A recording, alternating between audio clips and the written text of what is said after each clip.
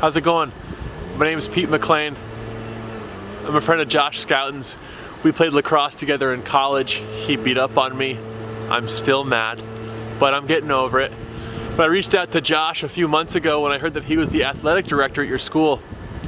I do work with sports teams and fraternities in exploring healthy masculinity and exploring a softer, stronger, more authentic way of being as men.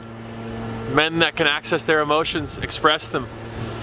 Men that can share their vulnerabilities and their burdens, celebrate their joys, celebrate each other's joys, open up, connect, isolate less. I reached out to Josh saying, what's going on? Are you doing anything at your school? We started talking about this week that you all are putting together to support your students. There was an idea of potentially separating the school into men and women, boys and girls for a day and explore what comes up. If that's something you want to explore together, I'd be grateful. I'd be so excited. That's the work that I am really putting myself into right now and going all across the country doing it. In Indiana, Pennsylvania, here in Massachusetts, in New Jersey. Would love to add Tennessee to the list. Yeah, I deeply believe that our young men have so much to contribute and can give so much and have so much power and privilege. And I think also it's a really challenging and confusing time as a young man to know how to live. What's appropriate right now? What's safe right now? Who can I be right now? What me and my partners are creating are spaces to explore those questions openly, honestly, without fear of immediate judgment, but to explore the unknowing together. We don't know. We're figuring it out. But if at the center of it is authenticity, vulnerability, openness, curiosity, love, acceptance, did I already say acceptance? Those things at the center of a curious wondering and a conversation around who we are as young men is a productive thing. It's only going to benefit these young men, who they interact with, who they compete against, who they go home to, who they walk these halls with. And these young men are going to go to college. Most of them. They're going to go to work. They're going to start families, run businesses.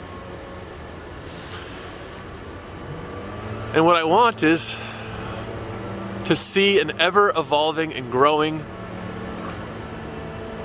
generation of young men who are governed by more than just taking, by more than just accumulating, who value things like empathy, care, compassion, openness, and absolutely going for what they want and making things happen.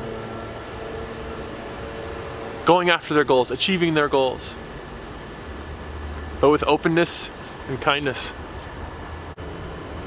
I would be really excited to come to Nashville with my partner Andrew Verstoffel, a dear man.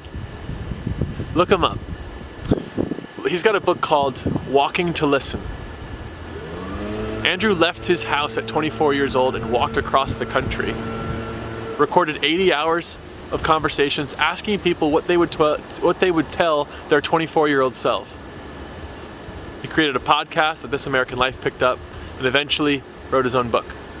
Andrew and I are going across the country doing this work, asking young men to look at and consider who they are, what they value, who they want to be, the kind of mark they want to leave on this earth, on their schools, on their campuses, on their teams, on their classrooms, on their families. And Andrew and I would be psyched to come to Nashville and meet you all. See you again, Josh. Meet these young men. Work with them. Listen to their hearts. Ask them what they value, what they care about, who they are, who they want to be, who they're becoming. What parts of it are hard? What parts of it are scary? And to have all of that seen and witnessed by their friends, by their classmates. It's a powerful thing to be witnessed in the unknowing. It's a powerful thing to be collectively engaged in the This is hard. This is curious. It's a powerful thing to engage together in something, towards something. We spend a lot of time isolated. We spend a lot of time on our phones. We spend a lot of time on our own individual assignments and our own individual positions. And it's easy to forget that we're all carrying so much in this life, so much in this world. All of our joys, all of our burdens, our fears, anxieties. And it's a powerful thing to have some of those things out there and witnessed, and to remember and to recognize, I'm not alone. I'm not alone in this. Neither is he or he. There's a real beauty in that. So Andrew and I are lucky. We're lucky. We get to go around the country working with groups of young men, asking them to explore who they want to be, who they are, their fears, their joys.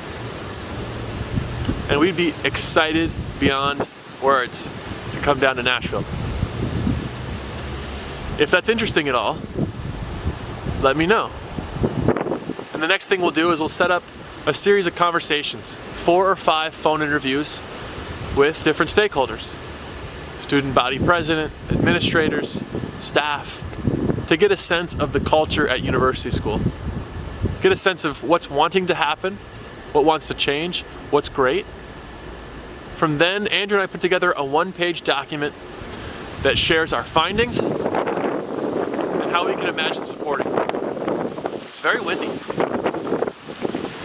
After reviewing that 1-page document, we'll go back and forth together until we're all clear and in agreement with what it says. At that point, once we have a finalized, agreed upon document, you guys make your decision. Do you want to bring us in or not? So consider it. Consider us. I'd be so grateful. All right, take care.